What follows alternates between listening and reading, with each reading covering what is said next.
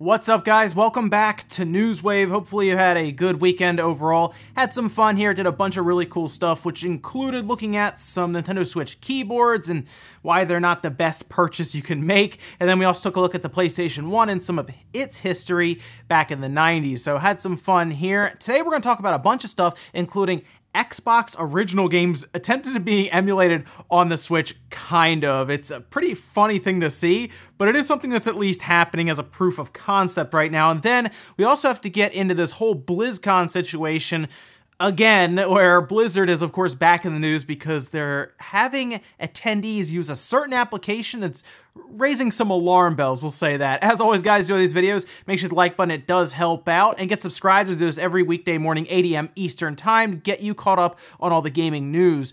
Today, we're going to start actually with Rage 2. It's gone gold, which is cool. I'm looking forward to it. May 14th is when it's out, and it looks like they're going to have a 60 frames per second mode for the Xbox One X and the PlayStation 4, instead of doing more or less a high resolution mode as we see a lot of the industry try to do with those consoles. Rather than take advantage and try to get a better frame rate out of it, a lot of times it'll be like, oh, you get 4K, kind of, checkerboarding. Honestly, if it's not going to be just straight 4K, like straight up, I'd rather them target something like frame rate with a standard 1080p or 1440p resolution.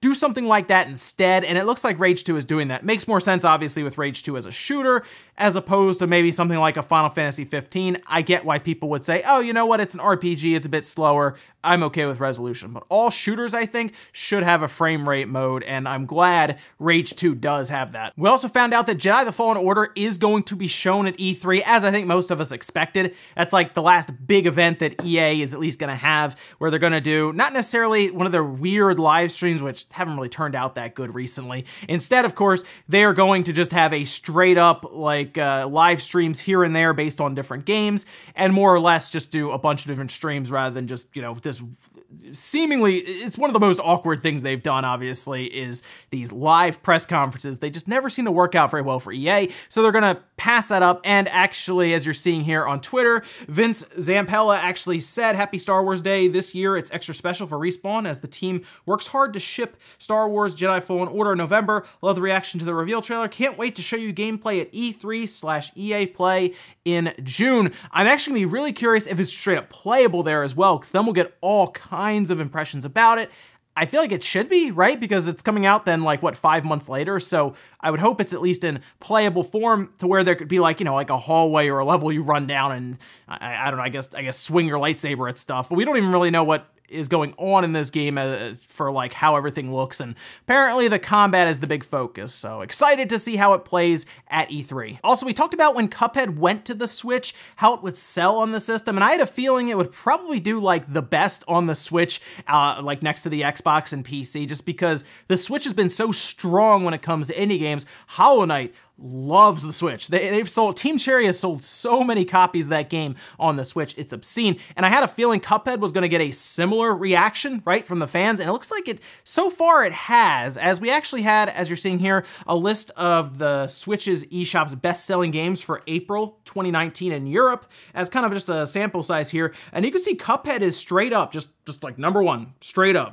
no questions asked. Mario Odyssey is actually below that, which is really impressive, although I think Cuphead really works well on the Switch, and the port is outstanding. I mean, seriously, there's really no difference between that and the Xbox version, and it's a portable version of the game. We tested it here without a video card, and it seemed completely possible for the Switch to run it without too much issue, so really, really cool to see that, and I'm glad for Studio MDHR that I think all of us want a sequel to that game, or just their next idea for a game to happen. So the more sales they can make, the better, because Cuphead is an outstanding game. So can we see Cuphead 2 or just something else from them that feels like an old school game like that? I hope so. And guys, some of the quick news out of the way, let's get into the bigger stuff. We're gonna start with BlizzCon right away. Of course, it's Blizzard's big convention that takes place this year at the beginning of November. If you remember, last year, we talked all about Diablo Immortal and that whole thing, which was just one of the worst things a lot of people have seen in quite a while. That was a whole train wreck that took place. Didn't look great. So they decided to double down on the question of, don't you all have phones? And now they're actually requiring you to have a phone, it seems, to go to BlizzCon. In fact, you actually need to download an application. Here's actually a piece from their site as a requirement saying, you'll need the AXS mobile app to get into the show. To pick up your badge at registration this year, you'll need to download the AXS mobile app. The app displays a QR code which changes at regular intervals to help guard against dupes and fraud. Because of that, we won't be able to accept paper tickets, confirmation emails, or screenshots/photos of the QR code at BlizzCon registration. Essentially, you need your phone, you need this app, and you need to have it on you to get in and out. Well, not out, but like back in, I guess, because it's going to keep changing. Here's the issue. People have actually looked into this application and it doesn't look good. It looks like straight up spyware, as people are pointing out. In fact, there is a lengthy post on Reddit that you can check in the sources below. Here's actually some of it here. And they go through everything that this application wants from you on your mobile phone. It starts asking for all types of permissions that you would assume that something like this that's generating QR codes and everything wouldn't really need. For example, it wants to read your contacts, it wants to know your approximate location, precise location, so you have your network base and your GPS. It wants your camera, which will take your pictures and videos, obviously, but I guess you would need that for QR code scanning, although it's supposed to display a QR code. I'm not sure about why it would need that, really, now you think about it. Wi-Fi connection information, so it can, I guess, just view all of your Wi-Fi connections, and then a massive amount of other stuff. For example, it needs to receive data from internet, view network connections, pair with Bluetooth devices, full network access, prevent device from sleeping, view network connections. I mean, there's just a ridiculous amount of stuff. It'll run at startup, it'll prevent the, like I said, device from sleeping, and when it does that, it also will use your Bluetooth to work on locating you as well and communication. So this thing is out of control when it comes to tracking, viewing your information, and sending your information, it seems, and using it, of course, for what we would assume to be third parties who like to buy your information. So this is not good because it's fully required, which means if you're going to BlizzCon, you gotta have this application on your phone. I wouldn't want to do that. I'd rather just have a ticket. Here's my ticket. Let me in. I'm going to BlizzCon. I'm paying to be here. It's a massive hassle in the first place to need this, and now there are these massive concerns about privacy and all of your information being really looked at by this application. It's very, very off-putting, and I would hope that Blizzard would look at this and say, oh wow, yeah, maybe they don't need this application, or maybe there's a better one. I get they want to make sure people aren't just walking in, because of course that's a security concern, and in this day and age I get they're trying to at least protect the people there for that, but this seems like a step too far to do that. I don't know why you need this application at this point. Now, it definitely doesn't need to go this far. So if you are going to BlizzCon, I recommend being careful or maybe thinking twice about that based on this application. I mean, if you really don't care and there's not much information that you really care about giving up, you're probably going to be fine. Just keep in mind, that application that you download that you'll probably need multiple times, so that QR code keeps changing, so there's a reason to keep it on there. It's tracking you, it's viewing the information on your phone, and it seems to be sending information out as well. So keep that in mind. You might want to double think that, because it doesn't look good. Next up, let's talk about some NES games for May. We're in May now, of course, and we were expecting to hear about it. Nintendo seemingly updated their website and then removed them. So they had a full section for upcoming May games. I actually did a video on that, talked about Versus Excitebike, which was originally in Japan only, and then they brought it over for the Wii U Virtual Console, and now it's coming to the Switch. Similar, as many people pointed out, to Super Mario Bros. 2 or Lost Levels, although that was already brought over to the US with Mario All-Stars on the Super Nintendo, so I don't necessarily count it similar to Versus Excitebike, which was brought over to the Wii U Virtual Console. It had never been localized before then, so a little different there, but it is cool to see that they would possibly be pulling stuff from what they did before with the Wii U Virtual Console, and maybe that could point to something like Earthbound Beginnings, which I think would give a nice bit of energy to their collection, which has been kind of boring. I mean, I'm curious how many people are really looking forward to NES games every month now, because there was initial excitement, and now it's kind of fallen off. However, there are 3 games that we assume to be coming. They put them up, they took them back down. The 3 that they put up on their own website are, of course, Versus Excitebike, Clu Clu Land, Donkey Kong Jr. Now, I believe we have, of course, Versus Excitebike, I thought, and Donkey Kong Jr. as arcade classics. So maybe they're just throwing them on the NES application anyway, and I don't know what else would follow after that over the next few months. I think most people are kind of tired of NES games, I think either Earthbound Beginnings or the possibility of something like Super Nintendo or Game Boy games, another system essentially, coming in and kind of shaking things up, making it a bit more exciting. I think that's what most people want right now. And Nintendo has to keep people engaged because they want to keep these subscriptions. And that's why I think you won't see anything like ridiculously exciting until either August or September. Most likely it'll happen in August to keep you subscribed for the following year as well, because most people are just going to pay the 20 bucks anyway. But if there's that little extra in the Nintendo application to keep you involved with their subscription, that's what Nintendo needs to do, is just that little bit to put you over the edge. Next up, let's quickly talk about Smash Brothers. Now, we are coming up, of course, on E3. We already have Joker out as DLC character, the first one, and I think most people are expecting to find out about the second character in the series of, 5 characters. We expect to see that at E3. I don't think that's shocking to anyone. I don't know if they would do a full-on Smash Direct just to introduce the character.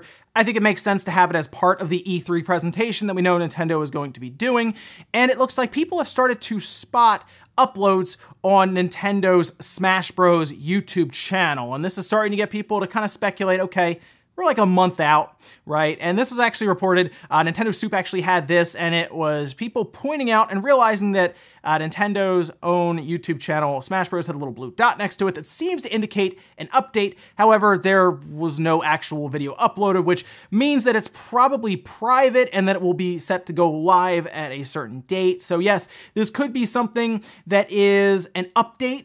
So it might not necessarily be a character trailer, as a lot of people are hoping. It could be an update, but it could also absolutely be a character trailer. And honestly, I'm not shocked. Yeah, E3, that's where I'm expecting it. I think that's where you're expecting it for a new character.